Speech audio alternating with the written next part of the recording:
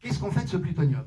Il y a plusieurs solutions. Ce que propose EDF, c'est de recycler ce plutonium dans les réacteurs nucléaires pour le brûler d'une certaine façon, et ce qui fait qu'on n'est pas débarrassé, mais on a des produits qui s'appellent des combustibles usés, qui sont très radioactifs, qui ne sont pas utilisables directement pour faire des bombes. C'est très compliqué, mais il faudrait récupérer à nouveau le plutonium là-dedans. Donc on sait rendre le plutonium inutilisable pour des bombes nucléaires. Inutilisable, ça veut dire dans des produits radioactifs, très radioactifs et difficiles à gérer.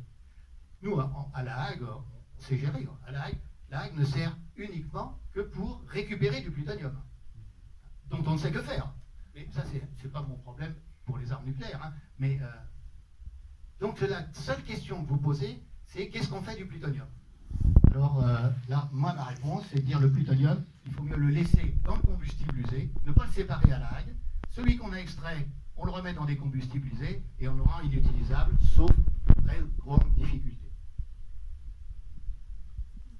Mais tout ce qui est électronique, mécanique et tout ça, c'est bon. C'est comme recycler des automobiles ou des machines à vapeur. Hein.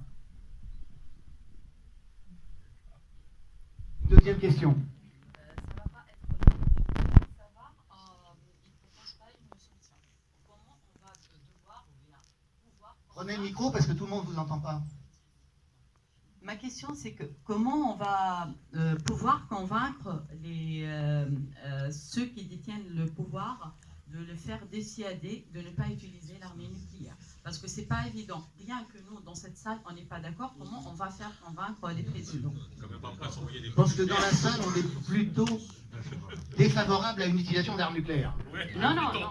Mais je réponds à votre question.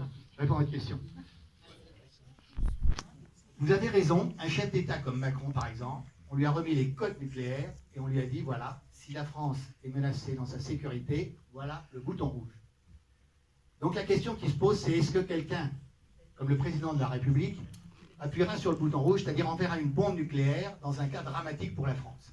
Maintenant, il faut réfléchir au cas dramatique qui pourrait exister pour la France. C'est quoi un cas dramatique?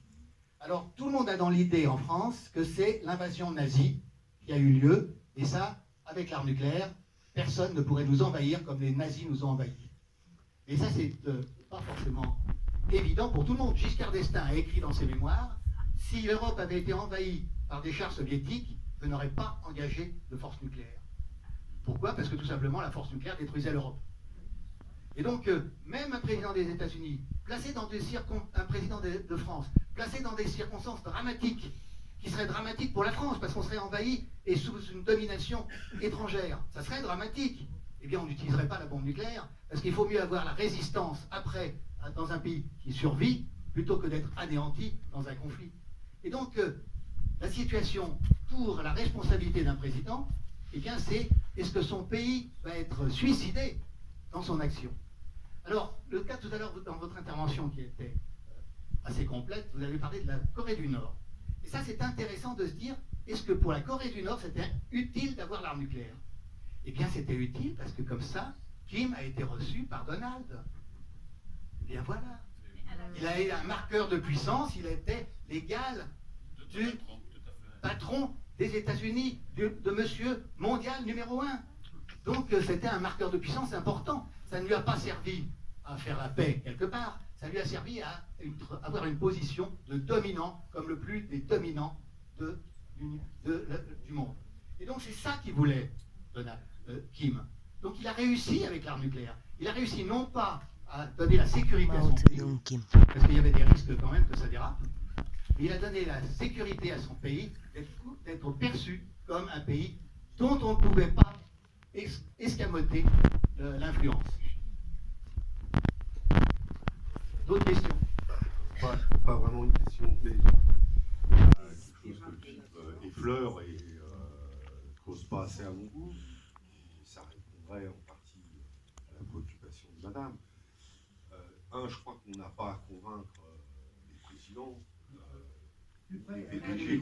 Plus près du micro. Ouais, on n'a pas à convaincre les présidents, on n'a pas à convaincre les PDG des grandes entreprises qui font des gros bénéfices dans cette affaire, ni les banquiers, ni tout ça. Mais par contre, on a essayé de parler aux citoyens et aux gens qui travaillent dans les entreprises. Un truc qui paraît évident, c'est chiffres quand même.